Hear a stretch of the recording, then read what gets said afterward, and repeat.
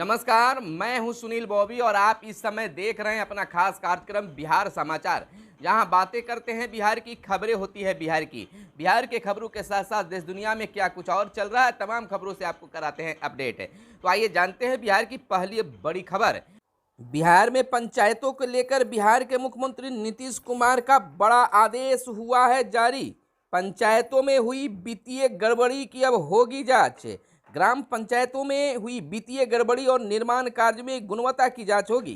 बीते दिन जनता के दरबार में मुख्यमंत्री कार्यक्रम में ग्राम पंचायतों में उक्त मामले से जुड़ी कई शिकायतें पहुंची, जिस पर मुख्यमंत्री ने मुख्य सचिव और पंचायती राज विभाग को इस मामले की जांच कर शीघ्र आवश्यक कार्रवाई करने का निर्देश दिया है। मुख्यमंत्री से विभिन्न जिलों से आए 66 लोगों ने अपनी शिकायतों और समस्याएं रखी। गोपालगंज से आए एक फरियादी ने कहा कि उनकी पंचायत में नल जल और गली नली पक्कीकरण योजना में राशि का गबन किया गया है। एक फरियादी ने कहा कि उनके यहाँ पंचायत सरकार भवन बनी है, जिसमें गुणवत्ता का कोई ख्याल नहीं रखा गया है। रात में छत की ढलाई कर दी गई। शिकायत करने पर मुझे मारने की धमकी दी गई है। यह सुनकर मुख्यमंत्री ने अपने प्रधान सचिव दीपक कुमार को बुलाकर कहा कि आप स्वयं इस मामले को देखें, कैसे निर्माण कार्य में कोई घटिया सामग्री का इस्तेमाल कर रहा है। इस मामले पर पंचायती राज विभाग ने से भी बात कर दोषियों पर जल्द आवश्यक कार्रवाई सुनिश्चित करें।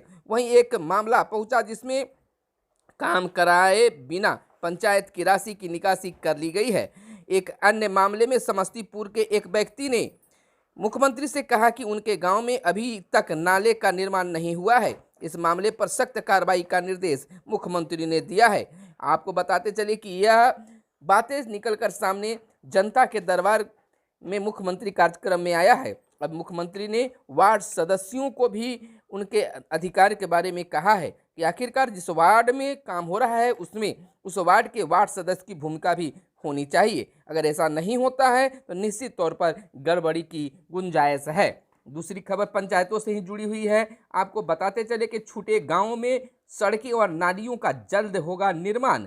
आपको बताते चले कि सुपौल और सहरसा से आए युवक ने गांव में पक्की सड़कें नहीं बनने की शिकायत की।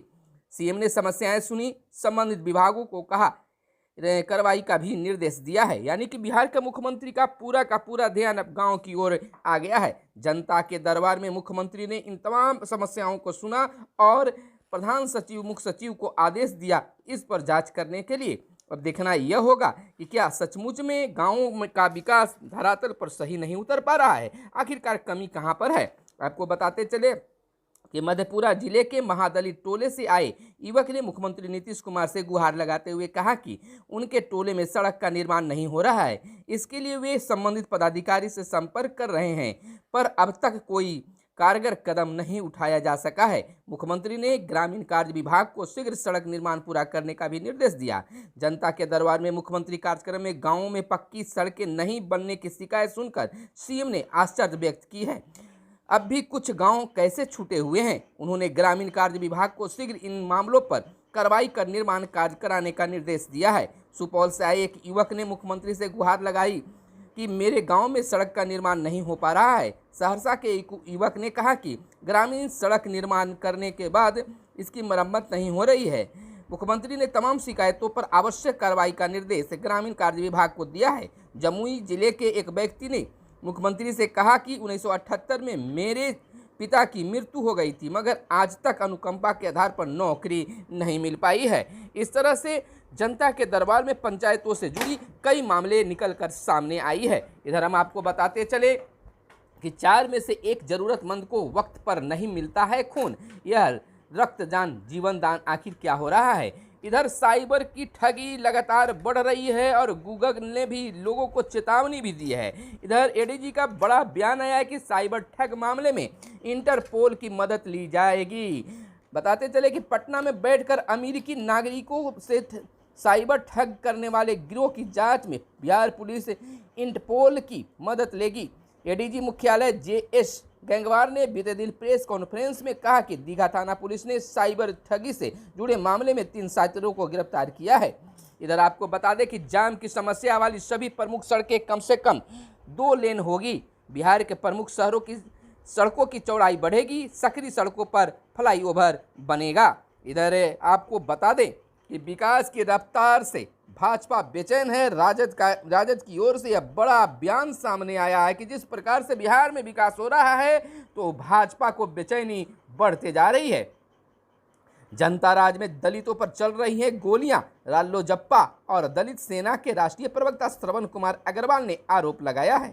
पटना महानगर अध्यक्ष बने पंकज, वहीं शरद यादव बिहार दौरे पर आज पहुंचे और इधर आपको बताते चले कि आपके साथ फोटो खिंचवाने की काफी प्रसन्नता है। यह वाकया उस समय देखने के लिए मिला जब मुख्यमंत्री से बख्तियारपुर के एक युवक ने कहा कि आपके साथ फोटो खिंचवाने की मेरी काफी तमन्ना है, पर आज तक तमन्ना पूरी नहीं हुई।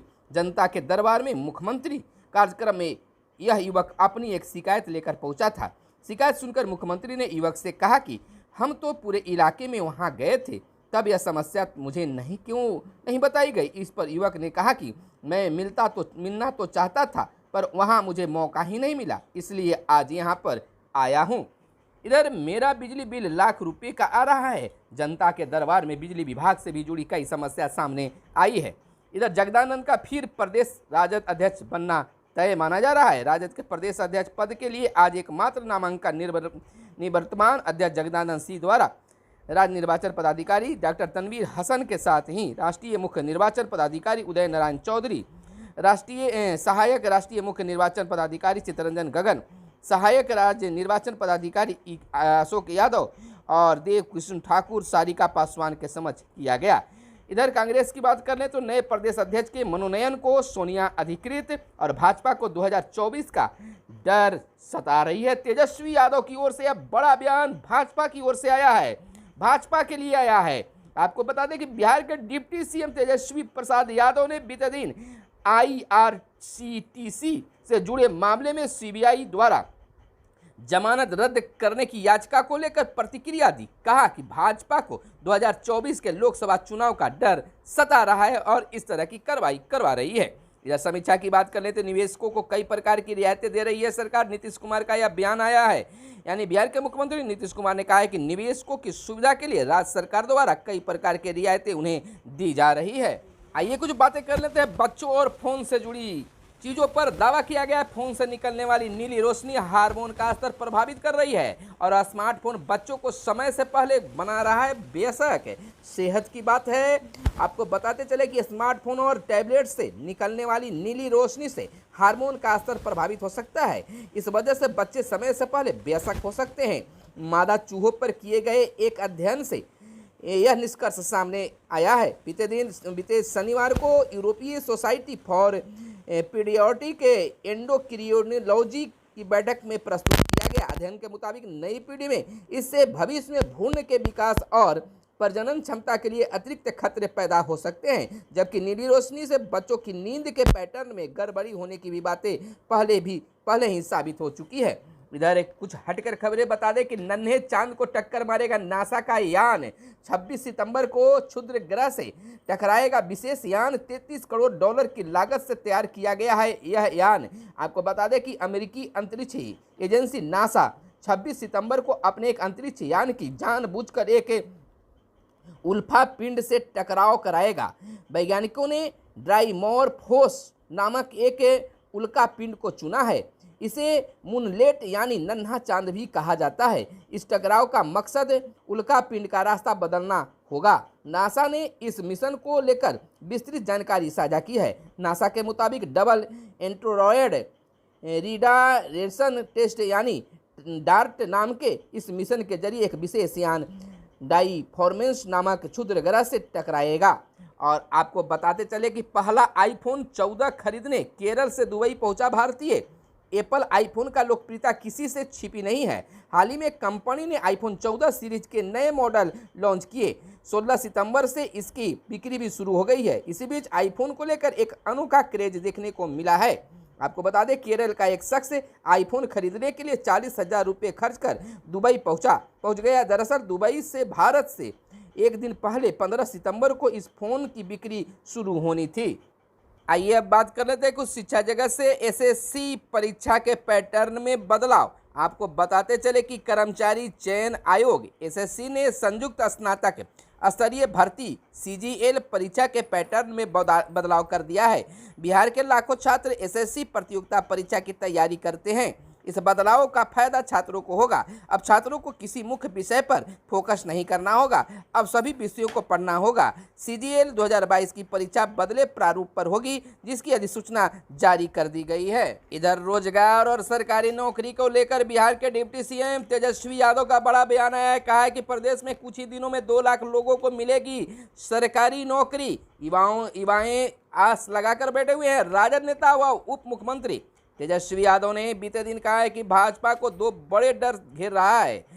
पहला डर 2024 के लोकसभा चुनाव को लेकर है। वह इस बात से भयभीत है कि जो स्थिति बिहार में हुई है वह कहीं देश भर में न हो जाए। राजद प्रदेश कार्यालय में संवाददाताओं से बातचीत के क्रम में उन्होंने कहा, तेजस्वी यादव ने कहा, भाजपा को दूसरा बड़ा डर है यह है कि बिहार में महागठबंधन की सरकार कुछ ही दिनों में 2 लाख लोगों की नौकरी देने वाली है। भाजपा का यह भय यह है कि अगर वह बिहार में हो गया तो देश के दूसरे राज्यों में भी इस तरह की मांग उठने लगेगी।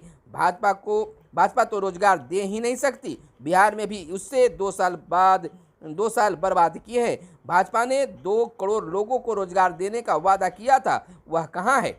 और बिहार में लगातार लोगों की नौकरी मिलेगी। 2 लाख लोगों की शीघ्र नौकरी देने की बातें बिहार के डिप्टी सीएम ने कहा है। अगली बड़ी खबर शिक्षा विभाग से ही निकल कर आया है कि सरकारी स्कूलों में अब नो बैग डे और खेल पीरियड अनिवार्य, यानी कि राज्य के सभी 72,000 प्रारंभिक विद्यालयों में 9,360 माध्यमिक और उच्च माध्यमिक विद्यालयों में लागू होगा यह नियम। आपको बताते चले कि राज्य के सभी सरकारी विद्यालयों में सप्ताह में 1 दिन बच्चे बिना बस्ते के क्लासरूम में आएंगे। बच्चों के लिए खेलकूद पीरियड भी अनिवार्य होगा।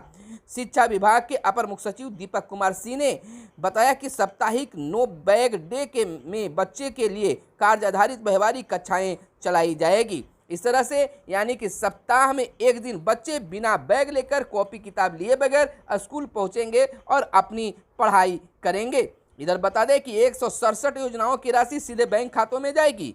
राज्य में सभी योजनाएं डीबीटी से जुड़ी सूबे में 505.34 करोड़ लाभुक हैं। इधर आपको बता दें कि ग्रामीण बैंकों में अपनी हिस्सेदारी को कम करेगी केंद्र सरकार। और चिंता की विषय है कि बैंकों में आधी रह गई बाबुओं की संख्या। और राज्य के 70,000 विद्यालयों में शीघ्र मिलेगी विशेष शिक्षण सामग्री। तो यह थी आज की प्रमुख हर छोटी बड़ी खबरें जो आपके लिए काम की खबरें थी। तो फिर मिलते हैं अगले वीडियो में, तब तक के लिए दीजिए इजाजत। धन्यवाद। जय हिंद, जय भारत। बस।